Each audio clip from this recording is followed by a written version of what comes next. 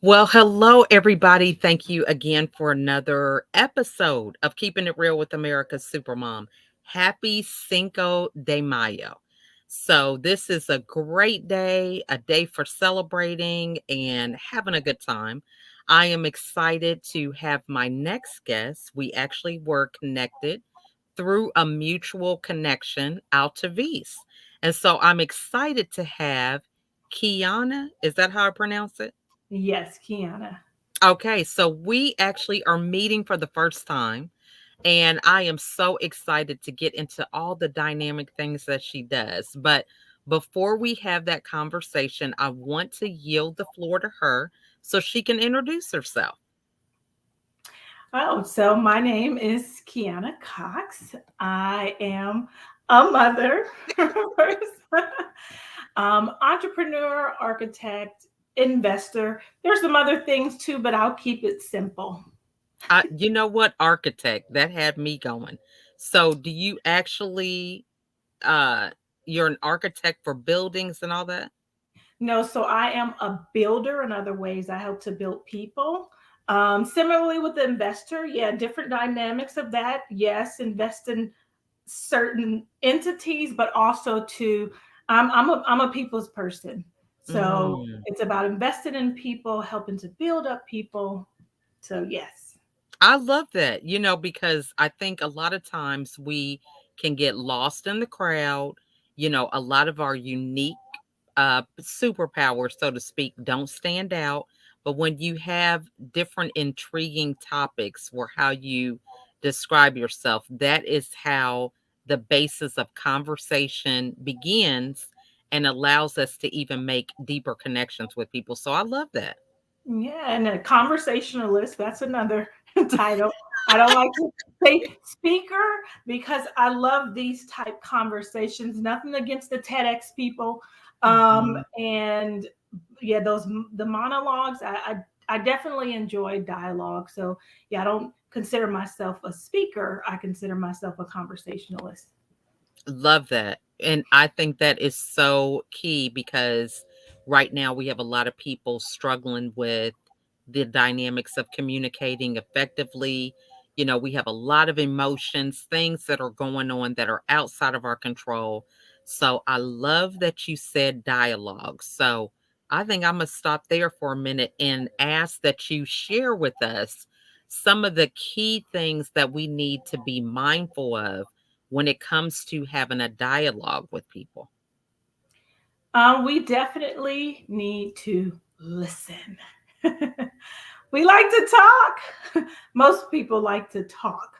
And really, in conversations, uh, people are not listening to the other person because they Mhm, want to get their point across instead mhm. of listening to what is being said. So that sometimes a mediator is necessary to help bring those two together to hear what the other one is saying. So I would say that is the main thing, is that people need to learn to listen more. Mhm. I love that. I think that is so key because, I tell my kids, you have to listen to what people are not saying. And, being in the moment enough to understand that, is that facial expression matching what they're saying? Is there some kind of disconnect there? So I know that one of the things that kind of interferes with us being able to be a conversationalist is because we have so many things going on in our own head. Do I look okay? Is there something on my teeth? Are my earrings right? All these different things. So, how do you manage to be present in these conversations, regardless of all these things that a lot of us struggle with? Well, prior to starting, may want to take out a few minutes just to relax and get Mhm. still. Because yeah, you do have so many things going on, and I was in the middle of a direct message to someone, and I had to go. I'm like, oh, looking at the time, I'm like, oh no, I have to go. Like I need to get still real quick so that I can uh, focus once I get on here. Mhm. So I clear love out some that. of that clutter because yeah, it is. This has been a full week for me. Mhm. A lot is going on. Yes, mother, and I'm also currently pregnant with twins. Oh, Almost, yeah, congratulations, yeah, girl. almost 7 months. So thank you. Oh my goodness. Well, So that yeah, is it's just been a awesome. lot, and I didn't get it. I actually had some supernatural rest last night where I didn't even feel like taking a nap today. So That's that was good. a great thing. So yeah, That is awesome. So we have someone who's viewing with us and she says congratulations. I mean, twins, thank that's you. that's phenomenal. I know, and So, I'm starting over because I have three sons already, and mhm. they're grown. Wow. 24, 23, and 19. So I'm Oh my starting goodness. all over. And these two are boys too. So I have five boys. Wow. That's amazing. Yeah. You know what? I feel your pain. I understand what you're going through. I mean, I do have that gap of like 19 years between some of my kids because our oldest is 32 and then we have an 8-year-old. We have 15. No Mm. twins, all single births. So No. I definitely understand it's like it definitely is like starting over. I mean, and mine were like 18 to 20 months apart. And Mm. so I thought it was like starting over then, because by the time I had a new one, they had the new strollers out and all these different gadgets. So I can only imagine after 19 years. That's so exciting though. Yeah, you have COVID now. I mean, the Yes. technology, even going to get ultrasound. I mean, it's so different, so much different. Mhm. And then these are twins, which the others were singletons. So this is a different type of pregnancy in itself. Yes. Yeah. So, but no, it's good. Well, when they say the older you get, the more likely you'll have multiples. And Yeah, I they was do. I was thinking, we're gonna have twins because we wanted them, but it just didn't work out. So, talk to us about, there are some moms that are like, it is COVID. They might have older children, but they're going through this, you know, a new experience again as a mother and expecting. So, what advice would you give them? I can only imagine how. I mean, were you shocked when you knew that you were having a baby after 19 years? Were you trying to have more, or what was the story? No, I was actually bragging last year about being a empty nester to family and friends, and they're like, "Oh, I wish," because I would say I didn't want any more because I was a single mom with the three, Mhm. first, second, and third, and I was so involved with them, and I Mhm. was just ready to say, "Hey, it's time to enjoy and explore." And my youngest son, well, the third son, Mhm. he was doing online school even prior to COVID, and I was his Mhm. learning coach. So when Mm. he got out of school, I'm like, going to college, you're on your own now because I'm not getting Mhm. involved in that. And so, yeah, he graduated in 2020. And I was Mhm. like, okay, it's over. I'm done. And so, definitely shocked when I found out in December. And I knew off bat that I knew it was twins. Interesting. Wow. It was just very different. I felt different. It was a very different experience. And even going to my primary care physician, when they did the blood work, they did the pregnancy test too, and it came back Mhm. confirmed pregnant. But they also did it blood, which my HCG level was at that time. I was what, 6 weeks, Mhm. and the HCG levels was showing between 9 and 16 weeks, and I'm like, how is that? Um, Mm. and so when I did some research, it said that either you were far along than what they expected, um, or you were having multiples, or it was could have been something possibly with chromosomes, with the baby. Mhm. And I was like, I knew it wasn't the chromosomes. I knew it wasn't the the due date was off. I knew that they were accurate on that. So I was like, it's twins, and I just morning sickness. I did not experience that with any of the others. None. I Wow. mean, December was like, oh my goodness, I really couldn't eat. It was just like, oh, for about a month and a half to mid January. And so, yeah, I was just like, no, this is really different. All. Yeah. This is my daughter. She doesn't feel well, but she's not shy with the camera. No. She's like, "Hey, mommy's in here on the camera, so, hey, we just gonna be on camera with her." But, yeah, she's not feeling well. But that is amazing. And so, I mean, wow. I mean, I am just, like, in awe about it. That's good, though. I mean, that is just really, quite a phenomenal story. And, the good thing is that you don't have to worry about because it is such an age gap, you've got them playing with each other, so it's Right. like, hey, they got a built-in friend and everything. So that's awesome. Yeah. Yeah. Mhm. Now, so now with your business, are you working outside the home?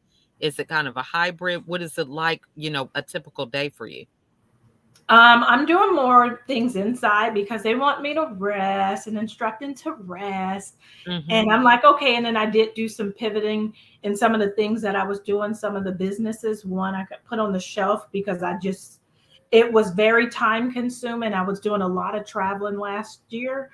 Mm. And right now that's not best, especially like now I'll be in my third trimester soon. So they're definitely like, keep it cool and stay close. So I mean, it's a good thing because I can focus back on my books. I've written 5 books. Wow. Um, I haven't released any of them yet. I did have 2 publishing companies interested. Well, initially the 3 books was one, Mhm. and one publishing company was interested. I just really felt like it wasn't the right time for it to be released. Mm. Ended up another publishing company, which was HarperCollins, was interested in the first one, which turned into 3 books, which is a Mm. trilogy, and did those two. And I'm just like, it just wasn't the timing for that. And so in between, I've Mm. written 2 other books. I thought I was going to release one. Well, one was supposed to be released last year, but that's more of a promo. Um, because it's about me, which I really don't like talking about myself. And people would ask like, well, what do you do? And what's your background? And it's just so much. It was just like I cannot.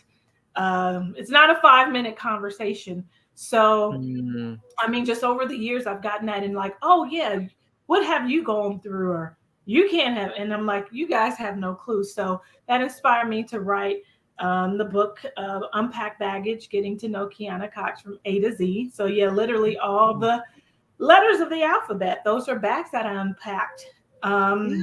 And some of them had more than one, but due to the nature of the book, I only wrote one for each alphabet. So that's Mm. 26 facts for those who say, oh, what have you gone through? uh, there's 26 for you right there. You want Wow. some? But yeah, as I said, that's more of a promo. There was an idea that I had for that, but that's again, it's more, I'm utilizing that more for promotional materials. But my other 3 books, the trilogy, the Live Rich, that is the focus right now, and I'm back on that. Mm. That's Yeah, awesome. writing and speaking right now, like these are great. The podcast and have a lot of that, Yeah. and um, and then writing, taking advantage of this time. I love that. Now, so, and when it comes to writing, so you've said 5 books, and I know for people who are like, they tell me to write, I am a speaker. How do you even begin? I mean, you have 5. So, what advice would you give someone who is in their industry or whatever, and they've got this content that they can really put into a book? How do you get started? What advice would you give them? I mean, well, they can go 2 routes depending on their schedule, what else they're doing. They can hire a ghostwriter. Mhm. And, that would be a way out where they don't have to, it's not as time consuming because you have someone else doing it for you. But Mhm. otherwise, just take the time. Don't feel like you need to get it all done in one week or a month. Mhm. Just work on it maybe a couple of days a week, take out some time to do that. And as soon as you know it, it'll be done. Love that. I mean, that sounds so good, but I know for many women, it's like, Imma do it when I get home." And, so did you do your writing, like, in the morning what was the way that you really made sure that you were on top of it? Did you have a accountability group or anything like that? So the first three, that took some time. I didn't do, yeah, that wasn't something overnight. Took a Mhm. couple of years for that one, Mhm. and or those three. And then the second one, I actually wrote that one in 2 weeks. Wow. It was really that one was really quick. It was summertime, and I just was really I wasn't necessarily on vacation per Mhm. se, but Mhm. I was away and I didn't have anything that I was really focusing on that time. And then the last one was right when COVID hit. So I was had my other business I was getting ready to start then, and then COVID hit a week before, and it was like, okay, now what am I going to do? Well, at this point, Mhm. we're all in. So that was the perfect time for me to get that one done. And with the unpacked baggage, with it being about me, it just Mhm. made it more easier to do it. I mean, when you have, nonfiction and you're talking about yourself, it kind of Mhm. flows more easy. You don't have to look up, research anything and facts and, those different things. So to share my story, which is, personal story, that was something that really just, hey, flow. How do we want to organize it? And the title came from, I used to joke and say that, you know, uh, people, they have issues, but then there are some people who have issues with a Z.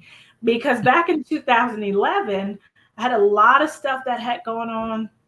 I lost everything.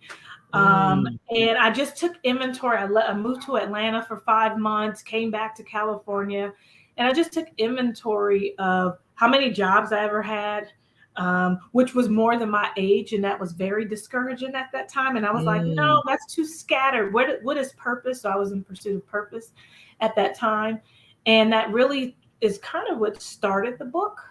Mm. Um, because now here I am. My sons are with their dad, which that was something new for me, Mhm. not to have them picking them up from school, sports, homework, dinner, and all the fun things. And just me, and I was able to take inventory and sit back and say, hey, what is my purpose? I don't want to be scattered. I know I can do this. I know I can do that. And Mhm. sometimes that is where people can get lost. But just because we know how to do something, I don't mean that that's necessarily something we are, that's our purpose. And, Mhm. or, and it could be just not at the moment. So you have some Mhm. people who are multi-talented or gifted, and that can become a challenge because where do you tackle, where do you go first when you have different gifts? Yeah. It's That's prioritizing that too. And I was sharing with another interview that I had broadcast that you have people who, especially like the millennials, mhm. they see what's going on YouTube, and oh, this person is making X amount of dollars. I'm going to do this too. So now they're doing what they see instead of their passion. And then you have the others who are doing what their parents want them to do instead of what they want to do. Mhm. So yeah.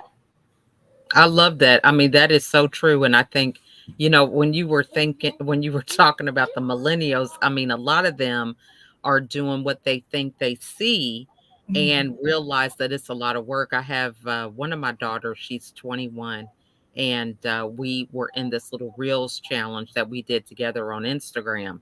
And so she really enjoyed it. So she's like, oh, I'm going to get on TikTok. And so she's on TikTok. She wants to be TikTok famous. So I had a connection of mine who is getting paid off of TikTok. And so I reached out to him to find out, what he does in order to make the money that he does. And he's like, oh, I post 40 to 42 times a day. He was So on. my daughter was like, "What?" And Yeah, I said, "Well, it's just a minute." You know what I mean?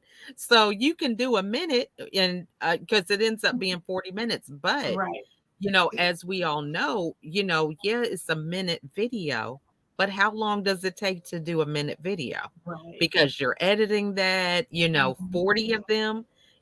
I mean, we were just doing a reels challenge with ourselves. And, some of them were 15, 30, 45, or a minute. But, really coming up with the concepts and all that, 40 of them a day. And so a lot of these kids don't know what goes on behind the scenes. Right. They just see the outcome and don't know Mhm. all the work. And so, yeah, we can have all these dreams and fantasies, but are we willing to do the work to get it? That's the question. Yeah, and some of them aren't. And my prior background is in the fashion entertainment industries, so that was another thing too. Like they didn't understand the behind the scenes. Oh, I want to be famous, or I want to be an actor, or I want to be the. And I would tell them, you guys have no clue of what goes on behind the scenes. They only saw the glitz Mhm, and the glamour. I took my mhm. goddaughter on set with me when she was about 9 because she wanted to be famous. Oh, she was like, whoo, she sat down like, oh, I'm tired. And I was like, exactly. Yeah, like, do you really want to do it now? Do you still want to do it? Mhm, Now that you see is not just the finished product, because that's what a lot of people mhm, see, the finished product. Even in people's own personal lives, mhm, they see celebrities, they see other people. They don't know what those people have gone through the years. And mhm. it's not just overnight. They're only seeing the results of it, and they're like, "Oh, I want to be like you." And tell me if someone comes to say that to me again. Here's this book. Right. Do you want this? Do you want to be like me? Because as I said, I wouldn't wish if I had any enemies. I don't. Um, Mhm. the things that I've gone through, I just wouldn't. I mean, even as early as 2, my mom was murdered with me there. Oh, I'm so So sorry. that's one, an experience. I don't remember it though, which is a good Wow. thing. But that's 2 years old. I didn't meet my dad until I was 16, and so it's just Wow. a lot of things that have occurred, and yeah, losing everything, that was another thing too. So Mhm. yeah, people just don't understand the behind what goes on in people's lives. They see the So result. true. Hmm. So true. Now, and so, I'm sorry for your loss with your mom. And when you think about this book that you've created to unpacking that baggage, how are you able to really speak from your scars rather than your wounds? What type of process do you recommend people go through? Because, we all have a story. And there's a lot of times that as we share our story, we want to inspire other people, but sometimes we still aren't quite over it. Hmm. We do still have some of that soreness to it. So, how do you recommend people get to that point where they are strong enough to share to where it can help other people? Well, you mentioned one thing, healing has to take place first, Mhm. because otherwise you'll either speak or write from a wounded place. And the purpose of the books is definitely to inspire, not to discourage. But yeah, Mhm. you definitely need the healing first.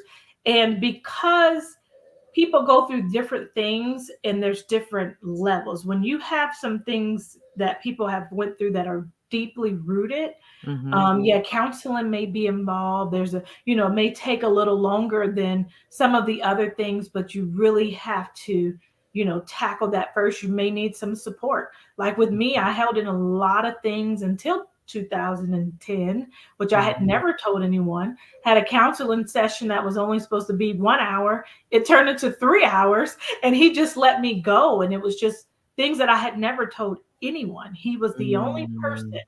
who knew that, or I had ever shared, not even with family, friends. There were some things that I shared with him, just met him, but he was a counselor, and Mhm. just what it was at ease, at a peace with sharing it. And again, he let me go. And so that Mm. really started it, because that was when I was in Atlanta. And then I came back to California, which Mhm. then here it is now. I take this inventory, go through. My dad had passed away. Mm. Yeah, it was just a lot of things, a series of things. 6 months before that, my grandmother passed away, which is my dad's mom, before Mm. he passed away. And then my third son, his dad passed away a few Mm, months before that. And then a year before that, I had a very close friend. So yeah, it was just a lot of things going on at that time. So me being able to take out the time and take inventory and really sit in it. Even my dad, I didn't go to his funeral or my grandmother's. I just wow. wanted to remember them from the last time I saw them. But like my dad had written me a lot of letters, and so what I did to help even bring some closure to that was I went through and read every letter he had ever written Mhm, to me, because yeah, it was kind of like I'm going to work and not think about it.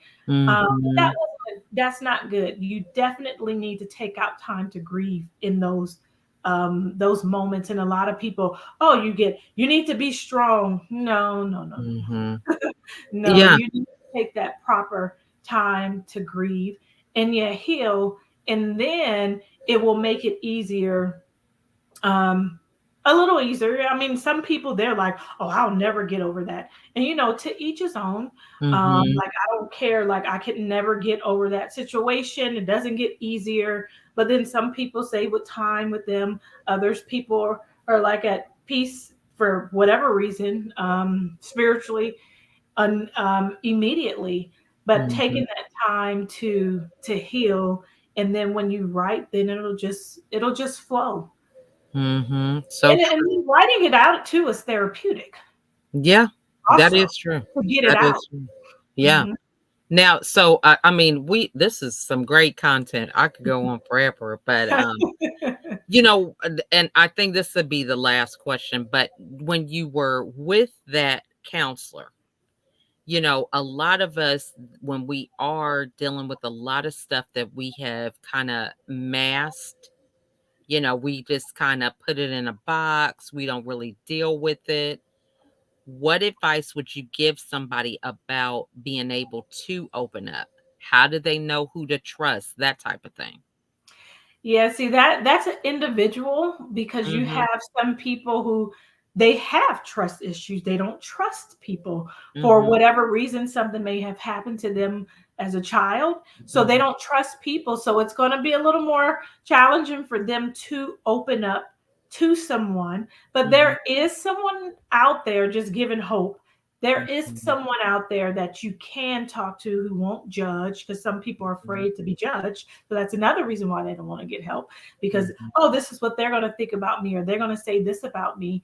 Um, and that comes from two past experiences. So a lot of people take mhm, past experiences and deal with everyday things and everybody the same way. If this person did it to me, that one is going to do it to me too. mhm, So that goes back to two, that's a person who has a lot, they're wounded. They've been wounded, they've been hurt, and most likely by someone close to them or someone that they love. So mhm, they will eventually find, depending on where they are spiritually, pray, um, ask around. If it's mhm, someone, I mean, because I'm sure they have a friend or a family member who, maybe it may not be that friend or family member, but they would say, I know this person wouldn't steer me in the wrong direction. So I don't necessarily want to talk to them, but they may know someone else. And then for mhm, those who are like, okay, I'm ready. Um, Again, ask around first for mhm. referrals or otherwise. I mean, you never know. You can meet someone on the airplane and start talking to them and get comfortable. Yeah, with talking So with them. true. And just because this guy, it was my first time meeting him. I hadn't seen him before. I didn't know him. He didn't know me. And I just really got a peace and very comfortable. And as I said, he said nothing. He let me talk for 3 hours. And yeah, and I can go. So I did learn to keep it short at times when I know that I'm on a time schedule. I had to learn that though, because That's I'm a awesome. storyteller. So Mhm. yeah, but no, but yeah, that would be my recommendation. That is awesome. Well, and I think that is so true. I definitely resonate with that because, it's that connection. You never know when you're going to have that connection. Mhm. And something about being kind of like awakened to that self awareness that you find people that you can connect to, because when you're kind of like in your own shell closed off, you don't even notice those people that are connecting to you. You Right. know, it's like you're so distracted, with other things. So this has just been a wonderful conversation. I am so excited to have crossed paths with you. So tell Me too. everybody the best way that they can get a hold of you. Right now, the best way that you can get a hold of me is LinkedIn. I'm Mhm. not a TikToker yet and Instagram, but yeah, LinkedIn, I would say that's the best route to the channel. And that's LinkedIn, Kiana KC Cox, and that's KeYonnaKCCox on Okay. LinkedIn. Yes. Awesome. And then what final words would you like to leave the audience with today? I definitely recommend during this time. I mean, all the things that have gone on right now is we talked about even with the counseling, the support. Find a Mhm. good support group, people of like mind. It took me a while to find out not just anyone, but those who are like minded, to be Mhm. there where you can support them, they can support you. So I would definitely say that is really key right now. We were isolated. A lot of things have gone on. Got a lot of mental depression. Just a lot of stuff have gone Mhm. on, and so get connected to like-minded people right now. Love that. I love that. Well, thank you so much, Kiana, for all of your nuggets and insights, and so excited for you and the babies that are on the way. So what is your actual due date? August 8th, 8/8. August 8th. Oh, that is so sweet. Yeah, So do you have names picked out, or you're just gonna I wait do. and see what they look like? What are their names? Justin and Christian. Oh. Well, congratulations again and good luck with everything. So, Thank you for having me. definitely if there's anything that, I love it being on this other side of not having kids. I'm like, "Girl, glad it's you, not me." You know what I'm saying? I'm like, I think I've already done my time, with that. So it is so exciting. It's just a different feeling when, someone else is expecting. So, I know, and see, and I was you last year.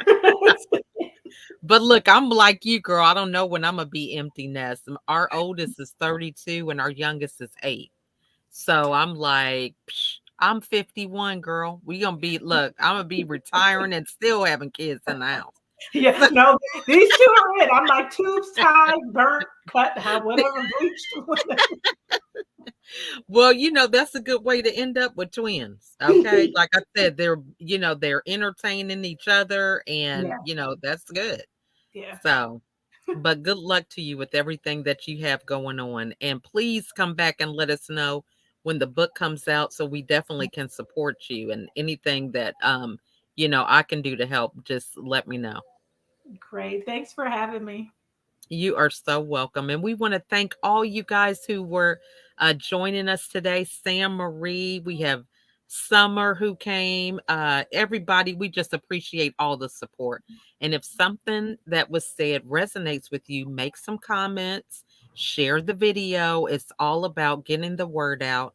I mean, this is an amazing mom who has overcome so many things, and she's having twins, y'all. And so let's show some support and keep up with her and do what we can to help her as she gets her insights and wisdom out there to the world. So thanks again, Kiana, for coming on. Thank you for having me. All right. Well, you guys have a wonderful evening. We appreciate you guys watching, and we will see you guys on the next episode. Okay. Bye for now.